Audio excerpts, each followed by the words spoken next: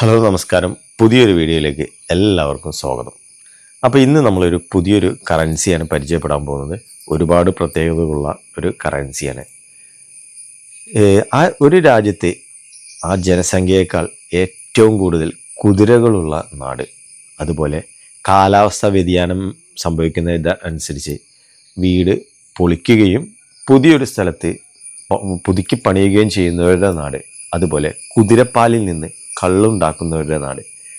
അതിനു പുറമെ കല്യാണം കഴിഞ്ഞു കഴിഞ്ഞാൽ പുരുഷന്മാർക്ക് സ്ത്രീധനമായി കുതിരകളെ കൊടുക്കുന്നവരുടെ നാട്.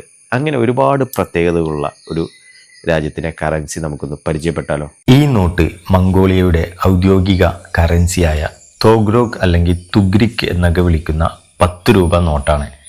ഈ നോട്ട് 2020 ഇറങ്ങിയ സീരീസിലുള്ളതാണ്. ഈ 10 രൂപയ്ക്ക് പുറമെ എൻ്റെ കയ്യിൽ 20 രൂപയും അതുപോലെ 100 രൂപയും കൈവശമുണ്ട്. നോട്ടിൻ്റെ ഈ വശത്ത് പർവ്വതനിരകളുടെ പശ്ചാത്തലത്തിൽ താഴ്വരയിൽ കുതിരകൾ മേയുന്ന മനോഹര ചിത്രം കാണാം. മംഗോളിയയുടെ പ്രകൃതി ഭംഗിയും പൈതൃകവും വിളിച്ചോതുന്നതാണ് ഈ ദൃശ്യം. മംഗോളിയയുടെ ദേശീയ മൃഗം പ്രസോൾസ്കി കുതിരയാണ്. മംഗോളി ഭാഷയിൽ ഇതിനെ തഗ് എന്ന് വിളിക്കുന്നു. വലുപ്പം കുറഞ്ഞതും കാട്ടിൽ ജീവിക്കാൻ അനുയോജ്യമായതുമായ ഒരു പ്രത്യേകതരം കാട്ടുകുതിരയാണിത്. നോട്ടിൻ്റെ പിറകുവശത്ത് സിറിക് ലിപിയിലുള്ള എഴുത്തുകൾ കാണാം.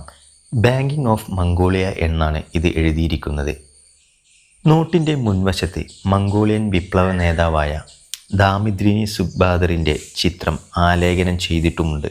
ഈ നോട്ടിൽ വാട്ടർമാർക്കായി കൊടുത്തിരിക്കുന്നത് ജംഗിസ് ഖാൻ്റെ ചിത്രമാണ്. ജംഗിസ് ഖാൻ എന്നതിൻ്റെ അർത്ഥം ചക്രവർത്തിമാരുടെ ചക്രവർത്തി എന്നാണ്. ജംഗിസ് ഖാൻ്റെ ഭരണകാലത്ത് അദ്ദേഹത്തിന് 500-ലധികം ഭാര്യമാരുണ്ടായിരുന്നെന്നും പറയപ്പെടുന്നു. അദ്ദേഹം ഒരു യാത്രക്കിടെ കുതിരപ്പുറത്തു നിന്നും വീണാണ് മരണത്തിന് കീഴടങ്ങി എന്നും പറയപ്പെടുന്നു. നിലവിൽ മംഗോളിയൻ ഉപയോഗത്തിലുള്ള ഏറ്റവും കുറഞ്ഞ മൂല്യമുള്ള കറൻസി നോട്ടാണ് ഇത്. ഇന്ത്യൻ രൂപയുമായി താരതമ്യം ചെയ്യുമ്പോൾ ഇതിന് വളരെ കുറഞ്ഞ മൂല്യമേ ഉള്ളൂ. ഏകദേശം 1 ഇന്ത്യൻ രൂപ എന്നാൽ 40ഓളം മംഗോളിയൻ തുഗ്രിക്കാണ്. എന്നുവെച്ചാൽ 10 മംഗോളിയൻ തുഗ്രിക്കിന് 0.26 മുതൽ 0.36 ഇന്ത്യൻ രൂപ വരെയാണ്.